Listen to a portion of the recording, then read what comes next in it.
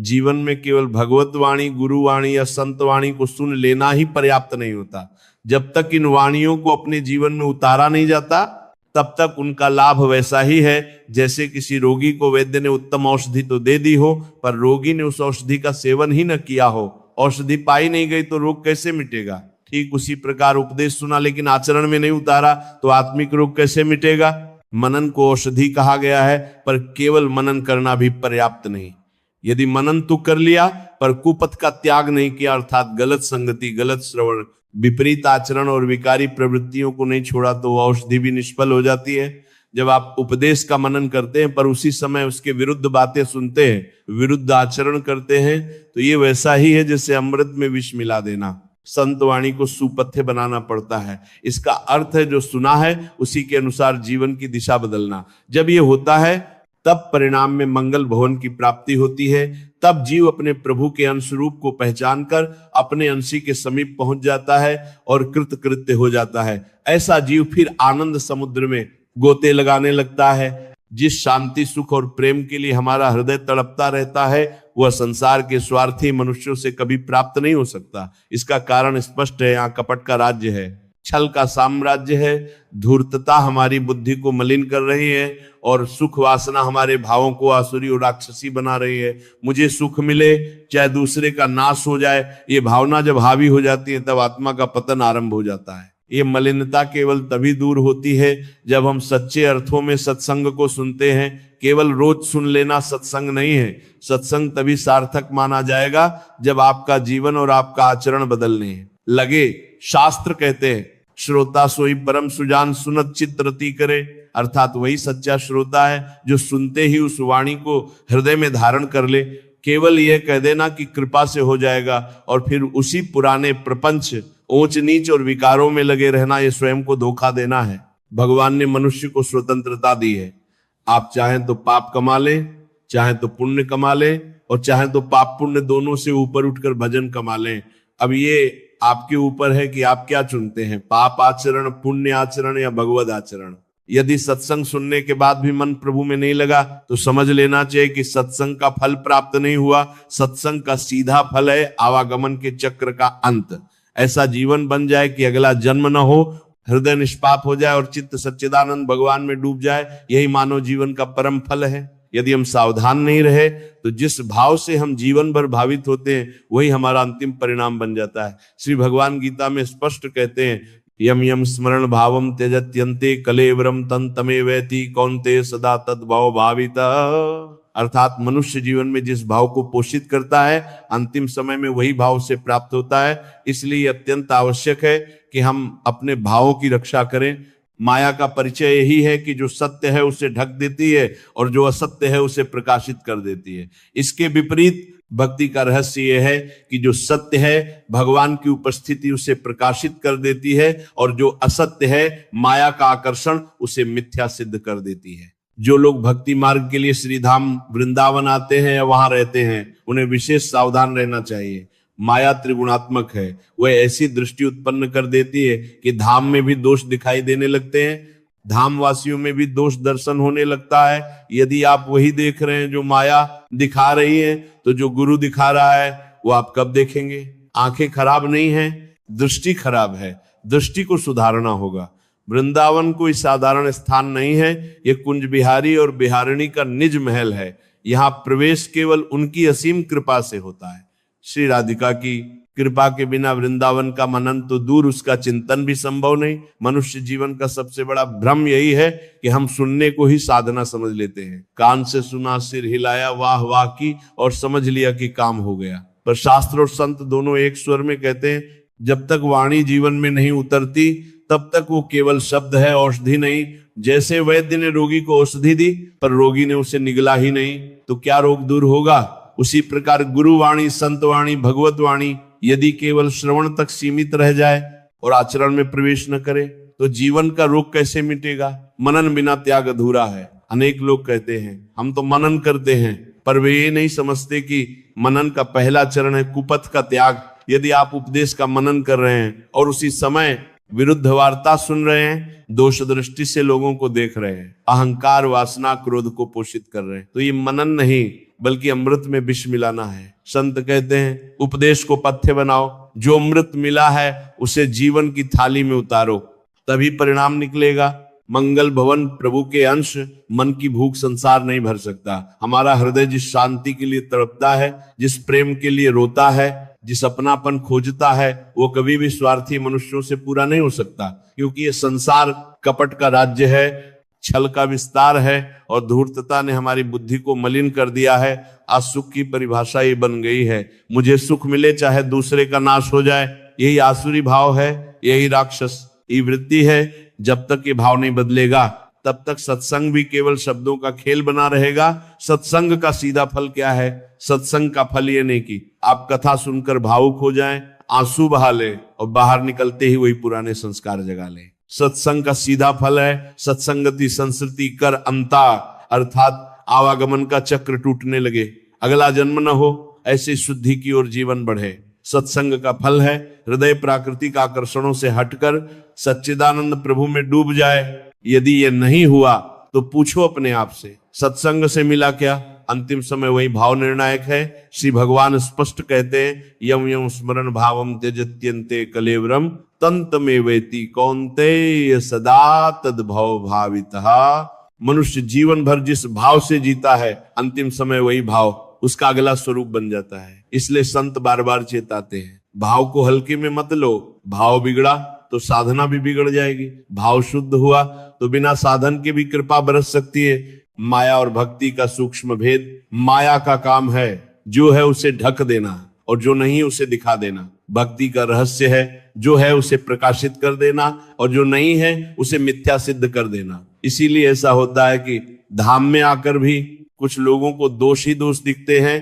धाम में दोष दिखना धाम का दोष नहीं, दृष्टि का दोष है। यदि आप वही देख रहे हैं जो माया दिखा रही है, तो जो गुरु दिखा रहा है वो कब देखोगे? दृष्टि शुद्धि साधना का मूल है। संत कहते हैं तुम्हारी आंखें खराब हैं, आंखों को सुधारो। यह धाम किसी साधारण भूमि का टुकड़ा नहीं है, यह कुंज बिहारी बिहारिणी का निज महल है। यहाँ प्रवेश किसी योग्यता से नहीं, कृपा से होता है। यदि अभिमान लेकर प्रवेश करोगे तो दोष दिखेंगे, यदि दैन्य लेकर प्रवेश करोगे तो वृंदा देवी तुम्हें श्री राधा के चरण तक पहुंचा देंगी। श्रीधाम वृंदावन साधना की भूमि नहीं है, यह कृपा की भूमि है। और कृपा का एक अटल नियम है, कृपा वहां रुक जाती है जहां अपराध बुद्धि शुरू हो जाती है। अक्सर साधक सोचता है मैं तो भजन करता हूं, नियम पालन करता हूं, मुझ में क्या कमी है, पर वो ये नहीं देखता कि उसकी दृष्टि कैसी हो गई है। धाम में रहने वाला हर व्यक्ति, हर जीव, हर वृक्ष, हर कण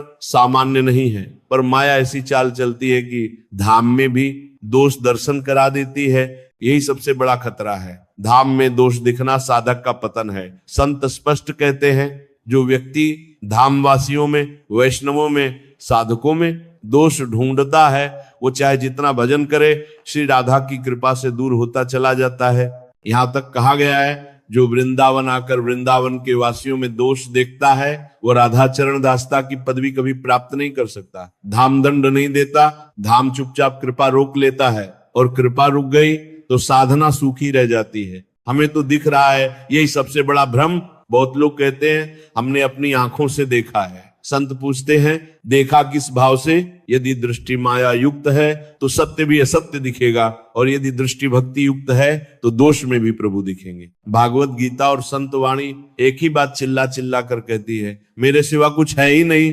यदि आप किसी में सच्चिदानंद प्रभु को नहीं देख पा रहे तो समस्या सामने वाले में नहीं, आपकी दृष्टि में है। वैष्णव अपराध क्यों सबसे भयावह है? सामान्य पाप कर्मफल से कट जाता है, पर वैष्णव अपराध कृपा के मार्ग को ही बंद कर देता है, क्योंकि वैष्णव भगवान का हृदय होते हैं। जो उनके हृदय को चोट पहुंचाता है वो भगवान को प्रसन्न कैसे करेगा? शास्त्र कहते हैं यदि करोड़ जप तप व्रत कर लो और एक वैष्णव कहा हृदय दुखा दिया तो सब व्यर्थ हो सकता है। वृंदावन क्यों अधिक कठोर प्रतीत होता है? बहुत लोग कहते हैं वृंदावन में रहते हुए काम क्रोध ईर्ष्या और बढ़ गए। संत उत्तर देते हैं क्योंकि यहाँ छुपने नहीं दिया जाता, बाहर पाप छुपा रहता है, धाम में पाप उघड़ जाता है। ये दंड नहीं है, ये शुद्धि की प्रक्रिया है। जैसे सोने को भट्ठी में डालते हैं तो मैल बाहर आता है, वृंदावन वही भट्ठी है।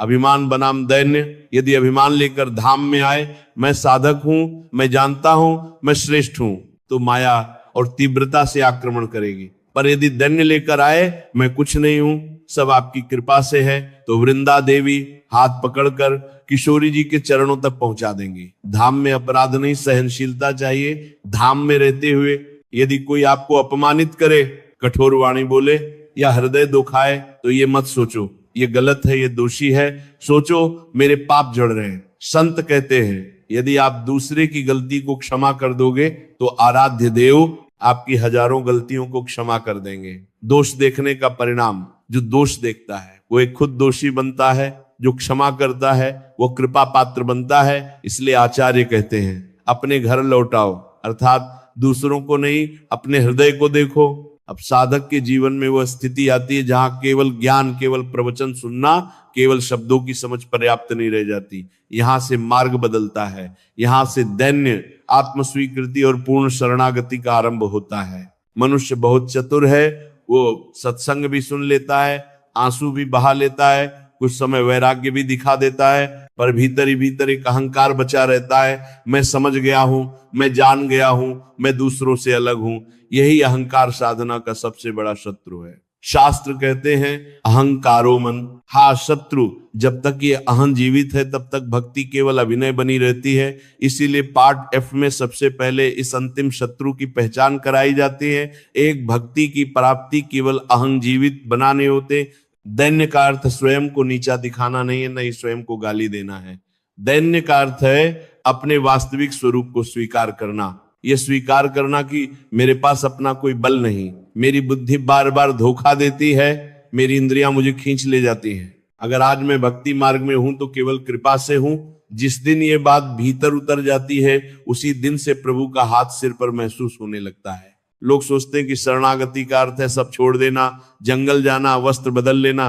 नहीं, शरणागति का पहला लक्षण है अपनी रक्षा का भार स्वयं से हटाकर प्रभु पर डाल देना। अब साधक ये नहीं कहता मैं करूंगा, बल्कि कहता है हे नाथ जैसा आप कराओगे वैसा होगा। यही वो बिंदु है जहां साधना से कृपा का प्रारंभ होता है। जब तक हम दूसरों को दोषी देखते हैं तब तक हम स्वयं को निर्दोष मानते हैं, और जहां स्वयं को निर्दोष मान लिया वहीं से पतन शुरू हो जाता है। संत कहते हैं जिस दिन तुझे हर व्यक्ति में अपना ही प्रतिबिंब दिखने लगे उसी दिन तू बच गया।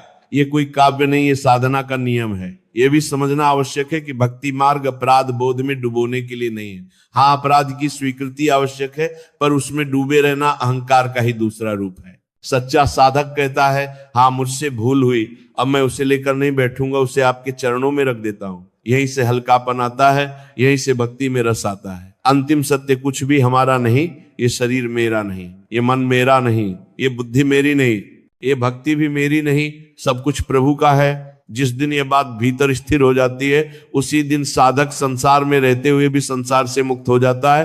अब शब्द समाप्त होते हैं, अब प्रवचन समाप्त होते हैं, अब केवल मौन साधना बचती है जहां हृदय स्वयं प्रभु से बात करता है। सच्ची चाह को समझना साधना के मार्ग का सबसे पहला और सबसे कठिन चरण है। अधिकांश लोग चाह को इच्छा समझ लेते हैं, पर दोनों में आकाश पाताल का अंतर है।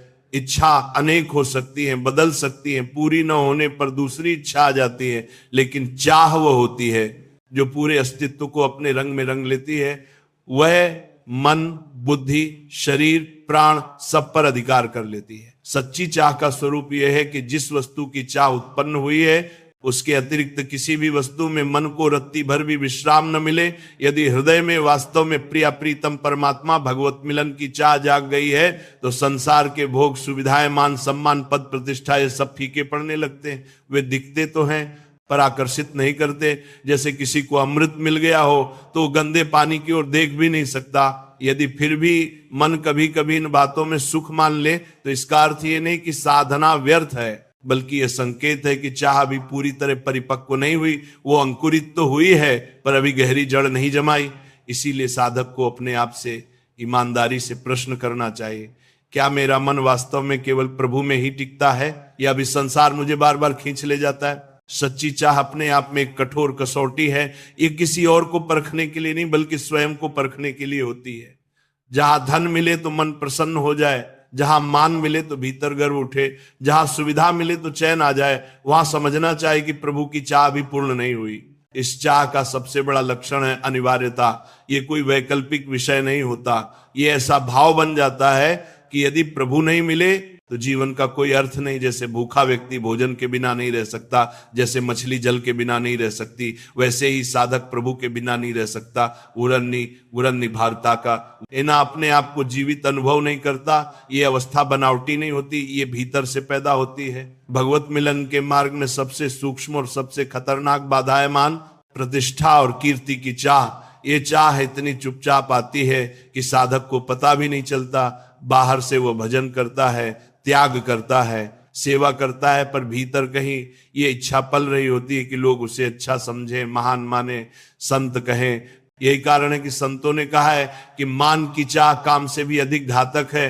काम दिखाई देता है, उससे सावधान हुआ जा सकता है, पर मान भीतर छिपकर साधना को खोखला कर देता है। व्यक्ति समझता है कि वो प्रभु के लिए जी रहा है, जबकि वास्तव में वो अपनी पहचान बना रहा होता है। इस स्वप्न जगत में यश और प्रसिद्धि की चाह प्रभु की चाह को धीरे धीरे खा जाती है। इसलिए साधक के जीवन का विषय केवल एक होना चाहिए, मैं प्रभु को देख लूं।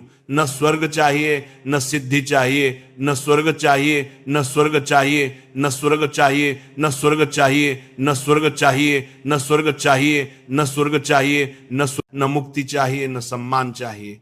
यदि प्रभु के सिवा किसी भी वस्तु, स्थान या व्यक्ति में मन को सुख मिलने लगे तो समझना चाहिए कि साधना की दिशा बदल रही है। इसलिए अन्य सभी चाहों का क्षय आवश्यक है। ये क्षय एक दिन में नहीं होता। ये ईमानदार साधना से, बार बार आत्म परीक्षण से और भीतर की चोरी पकड़ने से होता है। जब प्रेमी के लिए अपने इष्टदेव के बिना जीना केवल कठिन नहीं बल्कि असंभव हो जाता है, तब ऐसी तीव्र विकलता उठती है कि प्रभु को भी विवश होकर प्रकट होना पड़ता है। जब हृदय में भगवत मिलन की सच्ची चाह प्रकट होती है तो समय का अनुभव ही बदल जाता है। जो क्षण पहले सहज बीत जाते थे वे भारी लगने लगते हैं। एक एक पल लंबा प्रतीत होता है। बिना प्रभु के जीवन केवल सूना नहीं बल्कि असह्य हो जाता है। यही विरह की अवस्था है। नेत्रहीन संत की कथा इस सत्य को बहुत गहराई से प्रकट करती है। उनके पास बाहरी नेत्र नहीं थे, पर भीतर प्रेम और ज्ञान का प्रकाश था। वर्षों तक वे ईमानदारी से आराधना करते रहे। वृद्धावस्था आ गई, मृत्यु समीप दिखाई देने लगी, पर प्रभु का साक्षात्कार नहीं हुआ। उस क्षण उनकी साधना टूटकर रो पड़ी। ये रोना निराशा का नहीं बल्कि प्रेम की पराजय का रोना था। मेरे पास बाहर देखने की शक्ति नहीं है और भीतर भी आपकी झलक नहीं मिल रही। मैंने जीवन भर आपको चाहा, पर अब जीवन समाप्त हो रहा है।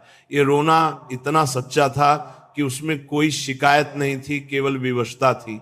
ये विवशता प्रभु से छिप नहीं सकती। श्री जी स्वयं प्रकट हुई। स्पर्श होते ही दिव्य नेत्र खुल गए। दर्शन के बाद संत ने जो कहा वो साधना की पराकाष्ठा है। अब मुझे फिर अंधा कर दो, मैंने आपको देख लिया, अब संसार देखने की कोई आवश्यकता नहीं। ये प्रसंग बताता है कि प्रभु दूर नहीं होते, पर्दा साधक के भीतर होता है। जब विकलता पूर्ण होती है तब पर्दा हट जाता है। बहुत गहरी बात यह है कि हम प्रभु से क्या मांगते हैं। यदि हम उनसे सुख, स्वास्थ्य, संकट से मुक्ति, अनुकूलता मांगते हैं तो इसका अर्थ यह है कि अभी प्रभु हमारे जीवन का केंद्र नहीं बने, क्योंकि जहां मांग है वहां चाह बटी हुई है। सच्ची चाह तब होती है जब लेने की इच्छा ही समाप्त हो जाए। प्रभु दे या न दे, दोनों स्थितियों में मन समान रहे। प्रेम का माप यही है। जैसे छोटा बालक माँ के बिना रोता है, माँ खिलौने भेजती है, मिठाई भेजती है, कपड़े भेजती है, पर बालक नहीं मानता, क्योंकि उसका रोना वस्तुओं के लिए नहीं, माँ के लिए होता है। वैसे ही प्रभु संसार के भोग, सुविधा, सम्मान देते हैं, पर प्रेमी उसमें नहीं रुकता। वह सब कुछ होने पर भी भीतर से खाली रहता है, क्योंकि उसे वस्तु नहीं, व्यक्ति चाहिए, उसे प्रभु चाहिए, उनके हाथ की वस्तु नहीं। भूरी सखी का प्रसंग प्रेम की इसी पराकाष्ठा को प्रोरी सखी का प्रसंग प्रकट करता है। उसका जीवन अत्यंत साधारण था, पर उसका हृदय असाधारण था। यमुना किनारे बैठकर वह दिन रात प्रभु को पुकारती रहती थी। संसार की दृष्टि में वह तुच्छ थी, पर प्रभु की दृष्टि में वह अनमोल थी। उसका विरह इतना तीव्र था कि श्री जी को सहन नहीं हुआ। उन्होंने अपने भक्त के लिए प्रसाद भेजवाया। ये प्रभु की करुणा थी। एक पर भूरी सखी का प्रेम इससे भी आगे था। उसने प्रसाद को आदर से स्वीकार किया, पर उसे अपने लिए नहीं रखा। उसने यमुना जी को अर्पित करते हुए कहा, आप जानती हैं कि मैं आपके लिए तड़प रही हूं, आप मुझे प्रसाद देकर शांत करना चाहती हैं, आप पर मुझे उससे शांति नहीं मिलेगी, मुझे आप चाहिए। ये वो अवस्था है जहां प्रभु की दी हुई वस्तु भी प्रेमी को संतुष्ट नहीं कर पाती। भगवत चाह को बढ़ाने का मार्ग सीधा है पर सरल नहीं। संसार के भोगों को अनित्य और अंततः दुखदायक समझना पड़ता है। जब तक भीतर ये आशा बनी रहती है कि भोगों से सुख मिलेगा, तब तक चाह कमजोर रहती है। सत्संग और नाम जब से चाह जागती तो है, पर संसार उसे बार बार दबाने का प्रयास करता है। जब साधक धीरे धीरे भोग वृत्तियों को त्याग देता है और निरंतर नाम जप, लीला गायन और स्मरण में डूबा रहता है, तब उसके भीतर विरह की अग्नि प्रकट होती है। यह अग्नि साधारण दुख नहीं है, ये ऐसी आग है जिसमें जन्म जन्मांतर के संस्कार शुभ और अशुभ दोनों जल जाते हैं। इस विरह में अद्भुत विरोधाभास है, इसमें असह्य पीड़ा भी है और अनिर्वचनीय आनंद भी। यही अवस्था भगवत साक्षात्कार का द्वार खोलती है। यहाँ प्रभु को बुलाना नहीं पड़ता। जैसे पुष्प में सुगंध हो तो भंवरे स्वयं आ जाते हैं, वैसे ही प्रभु स्वयं प्रकट हो जाते हैं। जब विरह की अग्नि हृदय में प्रकट हो जाती है, तब साधक का संबंध अपने शरीर और प्राणों से भी ढीला पड़ने लगता है। पहले जहां शरीर को सुख देना मुख्य था, अब वो गौण हो जाता है। भूख, प्यास, थकान, सुविधा, ये सब बातें जैसे अर्थहीन लगने लगती हैं। साधक जानबूझकर कष्ट नहीं ढूंढता, पर यदि कष्ट आ भी जाए तो वह उसे प्रभु की स्मृति में भूल जाता है। यहाँ एक गहरी बात समझने योग्य है। विरह का अर्थ ये नहीं कि साधक निराश या उदास हो जाता है।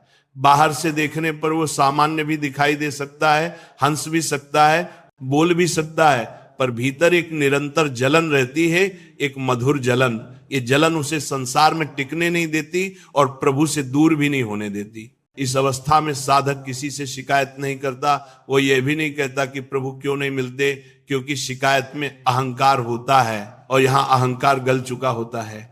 यहाँ केवल ये भाव रह जाता है, आप जैसे चाहें वैसे रखें, पर मेरी चाह मत छीनिए। यही कारण है कि विरही साधक संसार की दृष्टि में कभी कभी अजीब लगता है। उसे न लाभ से बहुत खुशी होती है, न हानि से बहुत दुख, क्योंकि उसका मापदंड बदल चुका होता है। अब हर घटना को वह इसी कसौटी पर कसता है, क्या इससे मेरी प्रभु स्मृति बढ़ी या घटी। इस मार्ग पर एक और सूक्ष्म अवस्था आती है, मिलन में भी विरह और विरह में भी मिलन।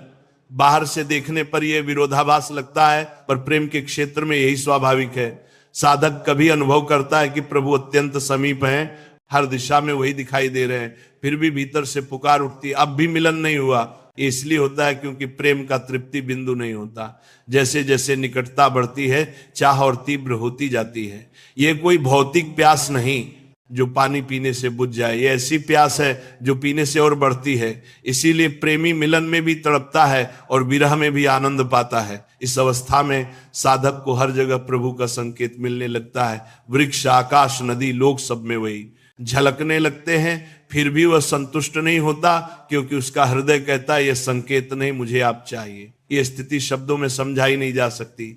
इसे केवल वही जान सकता है जिसने प्रेम में थोड़ा सा भी डूबकर देखा हो। यहाँ तर्क काम नहीं करता, शास्त्र मौन हो जाते हैं, यहाँ केवल अनुभूति बोलती है। अंततः साधक एक ऐसी अवस्था में पहुंचता है जहां उसका जीवन ही साधना बन जाता है। अब अलग से भजन करने और न करने का भेद नहीं रहता। उठना, बैठना, चलना, बोलना, सब में प्रभु स्मृति स्वतः बहती रहती है। ये स्मरण प्रयास से नहीं, स्वभाव से होता है। ये वही अवस्था है जिसे तल्लीनता कहा गया है। तल्लीनता का अर्थ है आधे पल के लिए भी प्रभु से अलग न होना, न सुख में, न दुख में, न भय में, न प्रलोभन में। चाहे परिस्थिति कैसी भी हो, भीतर की डोर प्रभु से जुड़ी रहती है। इस अवस्था में साधक संसार में रहता, पर संसार का नहीं रहता। वो संबंध निभाता है, कर्म करता है, दायित्व तो पूरे करता है, पर भीतर से वो सब कुछ प्रभु को अर्पित कर चुका होता है। अब उसके पास अपना कुछ नहीं बचता, न सुख अपना, न दुख अपना, न मान अपना, न अपमान अपना, अपमान अपना। ये पूर्ण समर्पण ही भगवत मिलन की अंतिम भूमि है। यहाँ पहुंचकर साधक कुछ नहीं मांगता, कुछ नहीं छोड़ता, कुछ नहीं पकड़ता। वह केवल रहता है अपने प्रिय में, अपने प्रिय के लिए।